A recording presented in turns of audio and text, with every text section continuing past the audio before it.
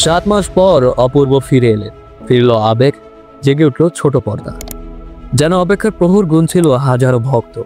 শেষমেশ ভোরের আলোয় এসে ভেসে উঠল সেই চেনা মুখ, চেনা হাসি। 7 মাস 10 দিন পর ছোট পর্দায় প্রিয় মুখ জিয়াউল ফারুক অপূর্ব ফিরছেন নিজ ভূমিতে, বাংলাদেশে। একটি মাত্র শব্দ, ফিরছি, তাতেই যেন জোয়ার উঠে এলো সামাজিক যোগাযোগ মাধ্যমগুলোতে। ভক্তদের আবেগ, শুভকামনা আর সহকর্মীদের ভালোবাসায় ভরে উঠল টাইমলাইন। অভিনেতা শাহরিয়ার নাজিম জয় লিখেছেন, ওয়েলকাম ব্যাক মাই ব্রাদার, তুমি আমাদের ভালো ভালো কাজ দাও। তার চোখে স্পষ্ট এক বাস্তবতা, আজকাল অনেক শিল্পীর জীবনেই যেন আমেরিকার কিছু সময় হয়ে উঠেছে বাধ্যতামূলক বিরতি। 2024 সালের 26 ডিসেম্বর পরিবার, ভালোবাসা আর নিজের জন্য কিছু সময় নিতে পাড়ি জমিয়েছিলেন যুক্তরাষ্ট্রে। স্ত্রী শাম্মা দেওয়ান তৃষার সঙ্গে কাটিয়েছেন মূল্যবান মুহূর্তগুলো। এ ছিল এক বিরতি, এক পুনরাবিষ্কার। দেশে ফিরলেও এখনোই নয় ক্যামেরার সামনে ফেরা, কয়েকদিন বিশ্রাম থেকে নতুন উদ্যমে ফিরতে চান অপূর্ব। ঠিক যেমনটা চান তার ভক্তরাও। এদিকে শুরু হয়ে গেছে প্রস্তুতি।